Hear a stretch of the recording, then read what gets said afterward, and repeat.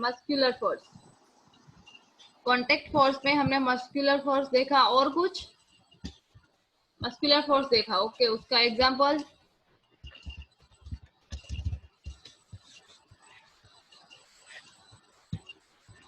Okay चलो कोई बात नहीं है। 11.6 में क्या दिया है आपको? Non contact force.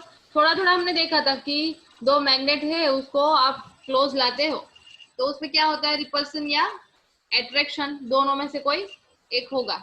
Okay, repulsion कब होगा और अट्रैक्शन कब होगा वो भी आपने मुझे बताया था कि नॉर्थ और साउथ एक दूसरे के क्लोज लाते हैं तब अट्रैक्शन होता है, और नॉर्थ नॉर्थ या तो साउथ साउथ एक दूसरे को क्लोज लाते हैं तब क्या होता है, रिपल्शन।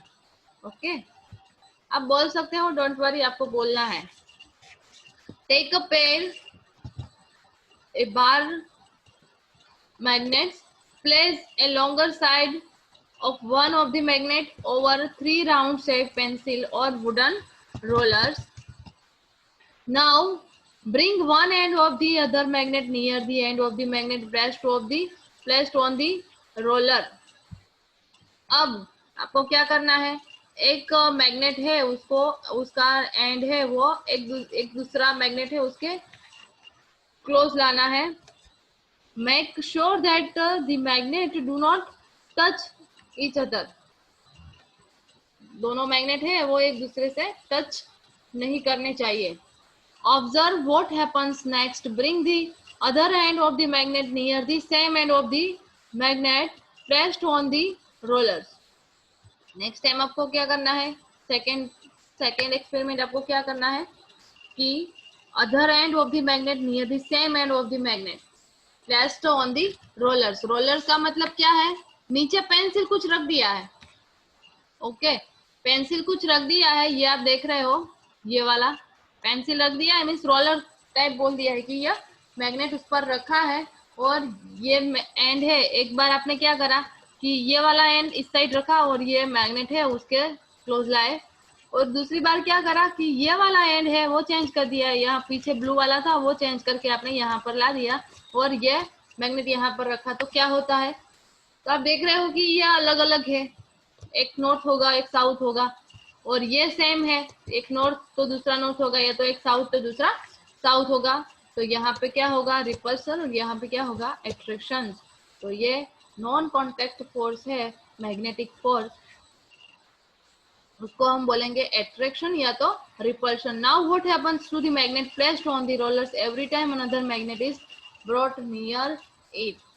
अब क्या होता है, वो जब एक्सपेरिमेंट करोगे, करा भी होगा आपने, गेम्स खेलते हो उसमें करा भी होगा, तो क्या होता है, ऑब्वियस सबको पता है, अट्रैक्शन फोर्स आपको आपके पास जो भी मैग्नेट है, अगर अलग पोल वाला मैग्नेट अलग पोल वाली साइड आप दूसरे मैग्नेट के क्लोज ले जाते हो तो वहां पर अट्रैक्शन होगा, और सेम साइड सेम पोल, दोनों साइड सेम पोल में साउथ साउथ या तो नॉर्थ नॉर्थ हो गए तो उसमें रिपल्सन होगा। ठीक है, इतना हमें पता है। Does the magnet on the roller begin to move when other magnet is brought near it? क्या ये मैग्नेट, अब आपको आवाज आ रही है ना, पहले तो आप सुन रहे हो ना? Yes ma'am. यस मैम आवाज आती है। ओके ओके यस मैम आ रही है। ओके ओके, ऑडियो ऑफ कर दो अब। Does the magnet on the roller begin to move when the other magnet is brought near it? अब बोल रहे हैं कि क्या वो रोलर पर आपने मैग्नेट रखा है, वो उसकी कुछ मूवमेंट होगी जब वहां पर आप क्लोज ले जाओगे दूसरा मैग्नेट, तब वहां पर उसकी कोई मूवमेंट होगी? तो यस ऑफ कोर्स होगी। अगर रिपल्सन होता है तो वो मैग्नेट थोड़ा दूर जाएगा। ओके, रोलर है इसलिए वो मैग्नेट है, उसकी मूवमेंट हो सकती है। और अगर अट्रैक्शन हो रहा है, अलग अलग पोल है, एक साउथ का है और एक नॉर्थ वाला पोल है, तो वहां पर क्या होगा, अट्रैक्शन होगा, उसका मतलब है उसकी मूवमेंट होगी। जो रोलर पर मीन्स पेंसिल पर हमने मैग्नेट रखा है उसकी मूवमेंट होगी, वो क्लोज आएगा।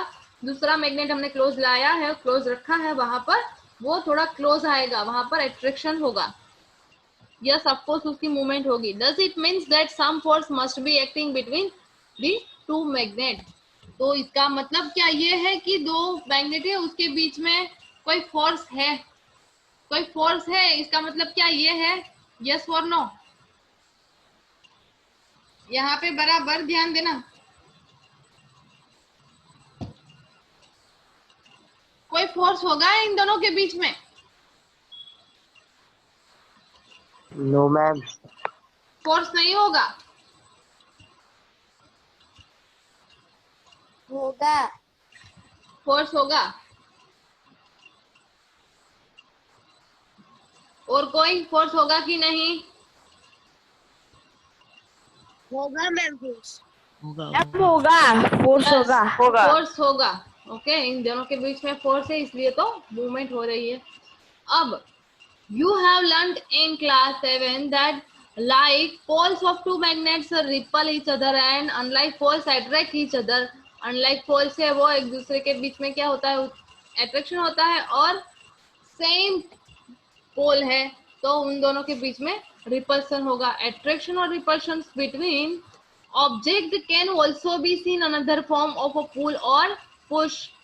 ये हम सोचे उसके बारे में कि ये दोनों के बीच में, ये दो ऑब्जेक्ट हमने लिए हैं, इन दोनों के बीच में क्या मतलब निकलता है, पुल और पुश वाला मतलब निकलता है। मीन्स अगर हम पुल करते हैं तो हम फोर्स उसको किस तरह, किस डायरेक्शन में पुल करते हैं तो हमारी साइड हम खींचते हैं, और पुश करते हैं इसका मतलब हम थोड़ा धक्का लगाते हैं।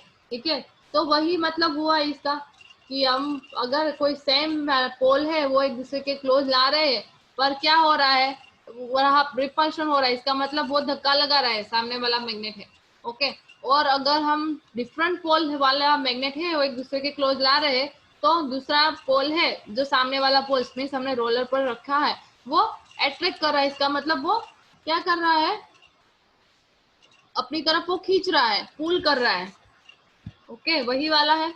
Do you have to bring the magnet in contact of observing the force between them. क्या आपने ये करा है? आपने कभी ये करा है, साउथ और नॉर्थ वाला पोल कभी क्लोज रखा है? मैग्नेट का एक्सपेरिमेंट करा है घर पे? हाँ मैम।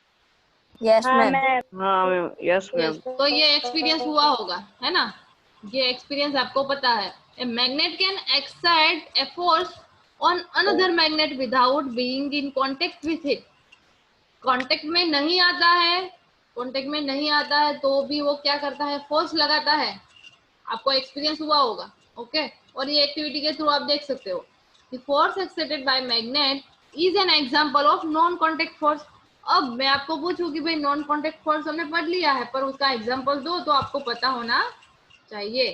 ओके, अब जिसने प्रेजेंट मुझे भेजी है फिर से एक बार आप ले लेना, क्योंकि स्ट्रेंथ 2-3 स्टूडेंट और आए हैं तो उसकी भी प्रेजेंट ले लेते हैं। ओके, क्योंकि थोड़ा प्रॉब्लम स्टार्टिंग में हुआ, स्टूडेंट नहीं आ पाए हो गया आई थिंक, इसलिए। मैम मैंने भेज दिया। ओके बेटा, फिर से एक बार लेकर भेज दो, फिर से एक बार लेकर भेज दो, 2-3 स्टूडेंट हो गया। Similarly okay, the force exerted by a magnet on a piece of iron also non contact force।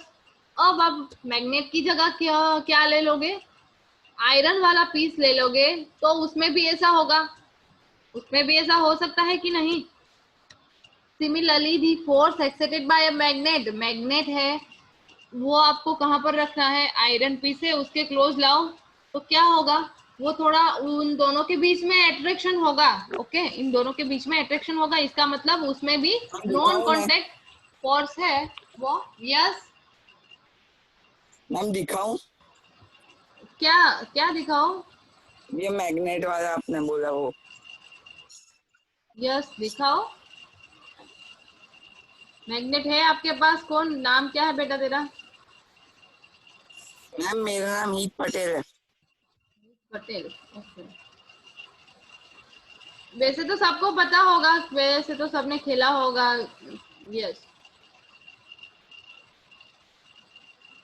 ये क्या है, मैग्नेट है और आयरन पीस। ओके, पर इन दोनों के बीच में, ओके सामने, ओके सामने क्या है, आयरन वाली ओके विंडो है। चलो भाई देख लो, ये हीट आपको दिखा रहा है कि दोनों के बीच में क्या हो रहा है, अट्रैक्शन। आप थोड़ा दूर भी रखते हो मैग्नेट तो क्या हो जाता है, दोनों के बीच में अट्रैक्शन होता है, इसलिए वो मैग्नेट दूर रखो चिपक जाता है।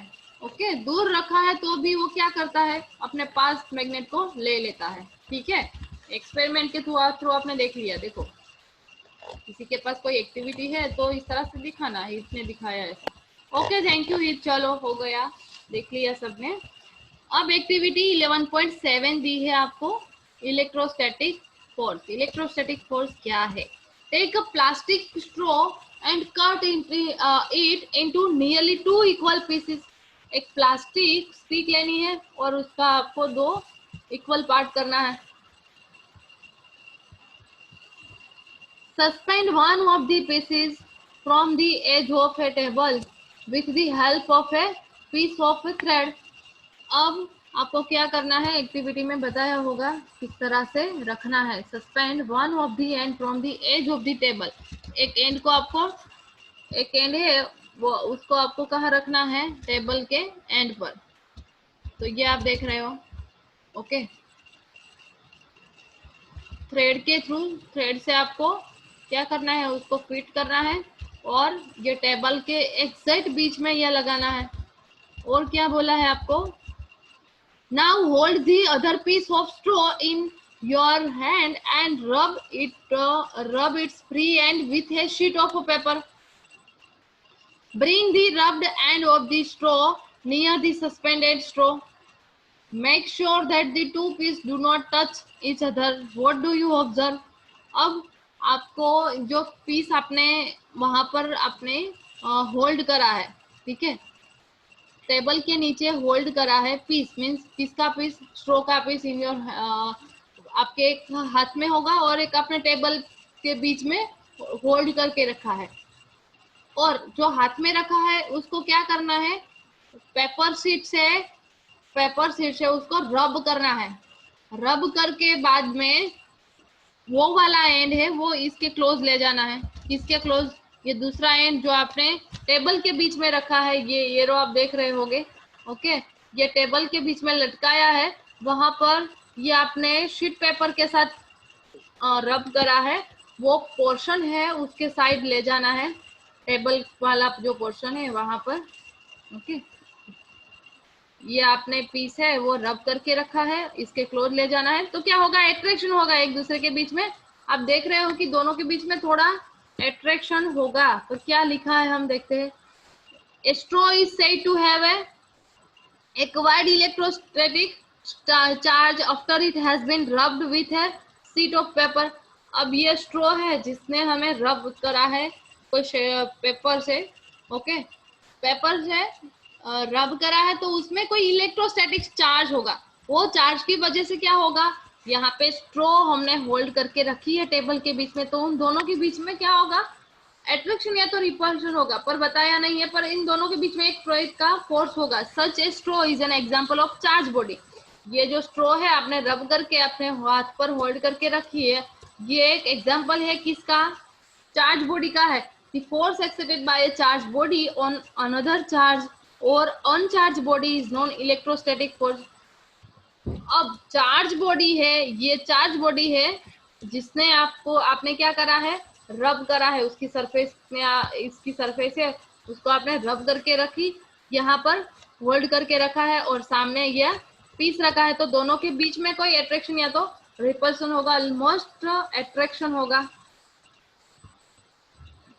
तो ये टाइप का जो फोर्स है, इन दोनों के बीच में जो फोर्स लगता है, तो ये फोर्स है वो इलेक्ट्रोस्टैटिक फोर्स है। एक बॉडी है वो चार्ज बॉडी है और एक अनचार्ज बॉडी है, तो इन दोनों के बीच में जो भी फोर्स लगता है उसको क्या बोलेंगे, इलेक्ट्रोस्टैटिक फोर्स। और इलेक्ट्रोस्टैटिक क्यों, क्योंकि एक चार्ज और एक uncharge. This force comes into play even when the body are not in contact. यह फोर्स भी कब आता है, कि जब बॉडी एक दूसरे के कांटेक्ट में नहीं आती तब भी यह फोर्स जनरेट होता है। The electrostatic force therefore is another example of non-contact force। ये इलेक्ट्रोस्टैटिक फोर्स है वो भी एक एग्जाम्पल हो गया किसका, नॉन कॉन्टैक्ट फोर्स का। You will learn more about electric charge in chapter 15। अब चैप्टर 15 में हम चार्ज के बारे में देखेंगे। नेक्स्ट आपको दिया है ग्रेविटेशनल फोर्स। ग्रेविटेशनल फोर्स क्या है, अब बोलो आपकी बारी। ग्रेविटेशनल फोर्स किसी को पता है क्या होता है, सुना है इसके बारे में? मैम अर्थ का जो मैग्नेटिक फोर्स होता है ना, उसको ग्रेविटेशनल फोर्स कहते हैं। वो हमें नीचे की तरफ खींचता है। Yes yes yes, very good. Earth का जो फोर्स है मैग्नेटिक फोर्स, जैसे हम बोल रहे हैं, तो वो ग्रेविटी फोर्स है, वो हमें नीचे रखता है। मीन्स हम ग्राउंड पे क्यों रहते हैं, वो इसलिए कोई फोर्स है, उसकी वजह से हम ग्राउंड पर है। Gravitational force, you know that a coin or a pen falls to the ground. When it slips off your hand, the leaves or fruit also fall to the ground when they get detached from the plant. Have you ever wondered why it is so? क्या आपको कभी ऐसा लगा है कि ये fruit है, वो जब नीचे गिर रहा है, पका हुआ फ्रूट जब नीचे गिरता है तो वो नीचे ही क्यों आता है, क्यों ऊपर नहीं जाता? किसी को ऐसा क्वेश्चन कभी हुआ है? मैम क्योंकि ग्रेविटी होती है इसलिए। यस, क्योंकि ग्रेविटी होती है। When the coin is held in your hand, it is at rest. As soon as it is released, it being to move downwards. अब हमारे हाथ में जब कोई कॉइन लेते हैं तब इसका मतलब है, और हमने हमारे हाथ में भी वो कॉइन रह सकता है। क्यों? क्योंकि हमारा हाथ भी ग्राउंड फ्लोर है, उसके क्लोज रहेगा। ओके, पर जब हम उसको नीचे गिराते हैं या तो वो नीचे गिर जाता है, तब वो ग्राउंड पर जाता है। It is clear that the state of motions of the coin undergoes a change. Can this happen without a force acting on it? क्या कोई फोर्स नहीं होता, कोई फोर्स उसको नहीं लगता, तो क्या ये पॉसिबल है? Without a force acting on it, क्या हम उस पर कोई फोर्स नहीं लगाते, ओके, तो भी क्या ये पॉसिबल है? Yes ma'am. यस, कैसे?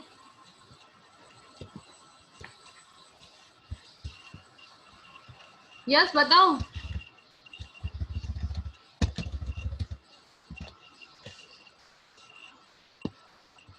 हम कोई फोर्स उसको नहीं लगाते हैं। आपने आंसर ठीक ही दिया है, उसमें कोई रॉन्ग नहीं है। यस, क्योंकि अगर हम ऐसे ही छोड़ देते, हमने कोई फोर्स नहीं दिया है, तो भी वो कॉइन है वो नीचे ही जाएगा। क्यों? क्योंकि अर्थ है, अर्थ की ग्रेविटी है, वो नीचे खींचती है।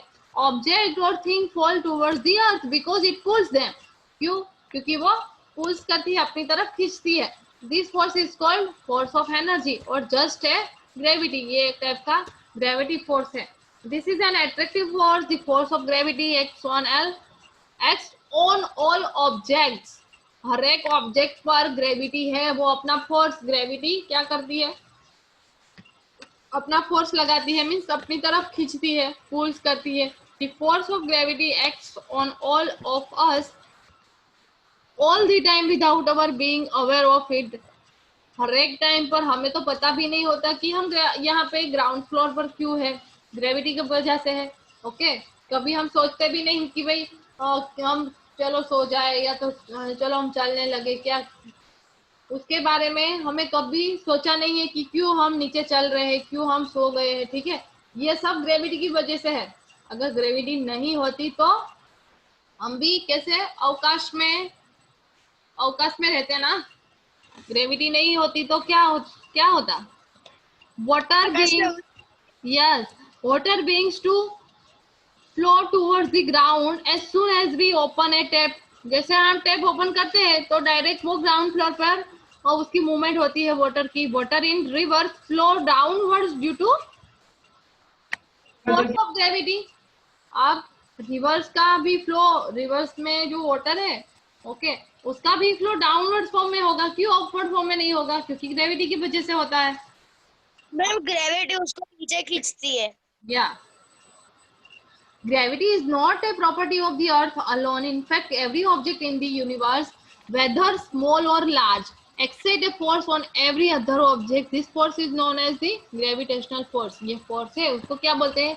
Gravitational force। आपको ये येलो बॉक्स में दिया है, और ग्रेविटेशनल फोर्स क्या है वो पूछा जाए तब ये लिखना है आपको।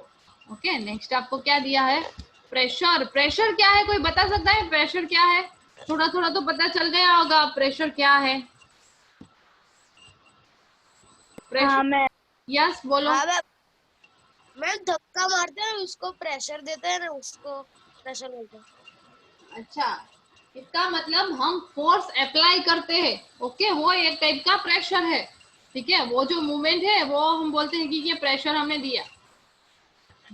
You have learn in class 7 that strong winds during a storm or cyclone can blow away even the roof tops. You also learned that winds and cyclones are caused by the differences in air pressure. ये cyclone और जब winds हमारी field या तो हमारा जो area है या तो कोई भी एरिया में ये जनरेट होता है, तब क्या होता है, कोई एक टाइप का फोर्स होगा, और ये फोर्स किसका होगा, एयर की वजह से होगा। एयर में कुछ चेंजेस आया होगा एटमॉस्फेयर में, उसकी वजह से होगा। एटमॉस्फेरिक चेंजेस की वजह से एटमॉस्फेयर में से ये प्रेशर लग रहा होगा, इसलिए ये साइक्लोन का जनरेशन होता है या तो वाइंड का जनरेशन होता है। Is there any relation between pressure and force? क्या प्रेशर और फोर्स के बीच में कोई रिलेशनशिप है? तो यस ऑफ कोर्स है, ओके। वो ऑलरेडी हमने फोर्स या प्रेशर के फॉर्म में आपको बता दिया है। जस्ट हम देखते हैं, try to push a nail into a wooden plank by its head. अब आपको पुश करना है, एक नेल लेनी है और एक वुडन प्लैंक लेना है, उसका हेड है, वहां से आपको पुश करना है। Did you succeed? क्या आप सक्सेस हो गए इसमें? चलो इसमें मुझे आंसर दो कि उसका हेड है वो आपको नीचे रखना है, हेड नीचे रखना है। यस मैम नहीं होगा। ओके ना, नहीं होगा।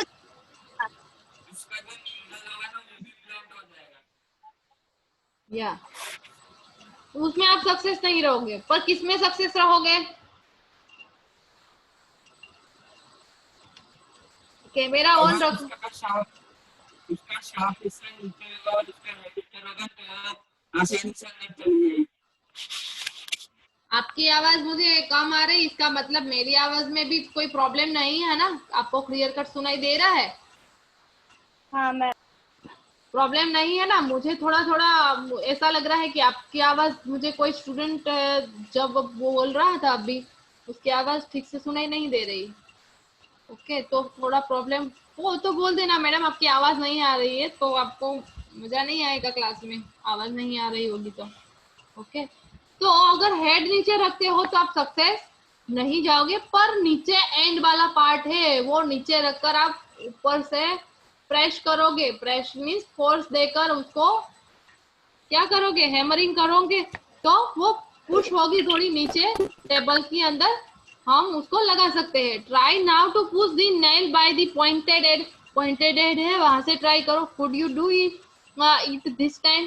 क्या आप ये कर पाओगे? तो yes yes, very yes of course हम कर पाएंगे।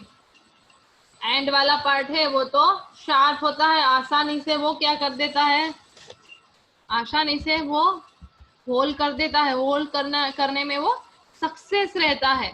पर अगर हेड वाला पार्ट, यस बेटा, टाइम ओवर हो गया। टाइम ओवर हो गया, यस तुम यही ध्यान रखते हो, टाइम ओवर हो गया। टाइम 5 मिनट हमारी बाकी है, ओके। टाइम में हमारा 5 मिनट बाकी है, तो हम ये कंप्लीट कर लेते हैं, बाद में आप free. Try cutting vegetable with A blunt and A sharp knife, which is easier? अब दोनों में से कौन सी इजियर होगी? एक ब्लंट आपको नाइफ लेनी है और एक शार्प लेनी है, तो किसमें इजीली आप कट कर पाओगे? तो शार्प वाले में हम इजीली कट कर पाएंगे, okay, very good. Do you get the feeling that the area over which the force is applied? The pointed end of the nail वाला आपको बताया है कि do you get the feeling that the area over which the force is applied plays a role is making this task easier? अब area के बारे में बताया कि ज्यादा एरिया था, आपने टॉप वाला पार्ट लिया, नेल का टॉप वाला पार्ट लिया, उसका मतलब है नेल का टॉप वाला पार्ट है उसका एरिया ज्यादा था, तो उसको हमें ज्यादा अगर प्रेशर देते ना तो भी वो होल नहीं कर पाता। और ये तो स्मॉल एरिया था, पॉइंटेड एंड वाला नेल का पार्ट स्मॉल था तो वो इजीली होल कर पाता है। तो स्मॉल एरिया है, इसका मतलब है उस पर हम प्रेशर ज्यादा लगा सकते हैं। ये दोनों का रिलेशनशिप है। ये आप देखो कि जिसका एरिया कम है वो दोनों एक इनवर्सली प्रोपोर्शनल में है। ये relationship pressure is equal to force by area, P is equal to F by A. अगर आपको कोई क्वेश्चन पूछा जाए कि मान लो कि कोई ऑब्जेक्ट है जिसका एरिया 1 सेंटीमीटर है और उसमें आप फोर्स दे रहे हो, कोई भी फोर्स आपको फोर्स नहीं दिया होगा तो मान लो कि प्रेशर दिया होगा। प्रेशर पास्कल में आता है, प्रेशर का यूनिट पास्कल या तो केजीएफ पर मीटर स्क्वायर समथिंग कुछ है, थोड़ा देख लेना इसके बारे में। प्रेशर में भी आपको 22 दिया है, एरिया आपको 1 सेंटीमीटर या तो 2 सेंटीमीटर दिया है और बोला है कि फोर्स कैलकुलेट करो, तो आप आसानी से ये कर सकते हो।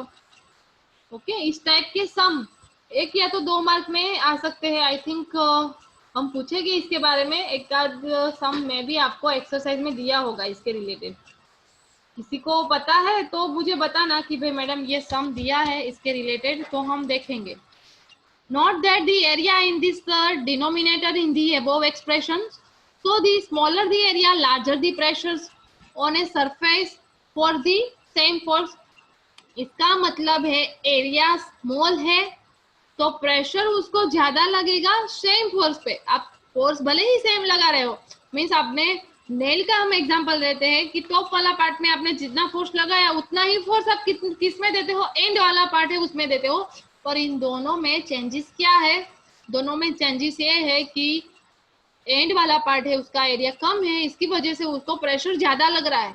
ओके, इसलिए उसका प्रेशर ज्यादा होगा। The same force therefore produces a pressure sufficient to push the pointed ends of the nail into the wooden plank. Wooden plank है उसमें वो सक्सेस रहेगी, एंड वाला पार्ट है वो आसानी से उसमें होल्ड कर पाएगा।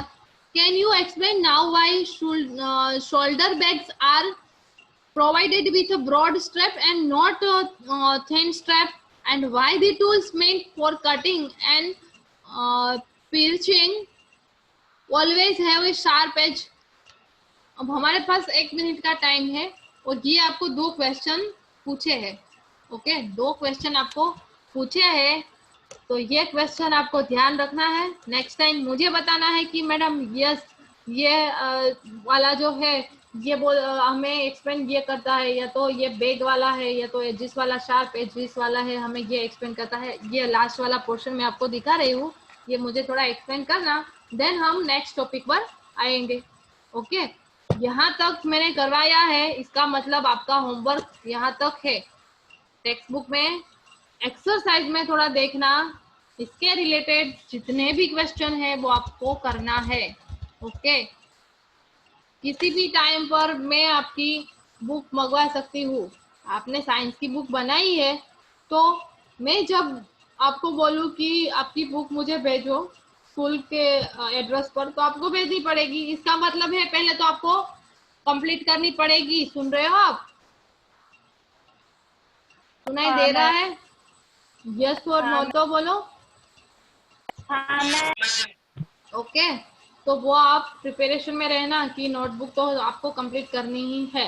ओके, और किसी को कोई क्वेश्चन है तो बोलो। मैम मेरे बनाई नोटबुक बनाई है, वेरी गुड वेरी गुड। मयूर ने बनाई है।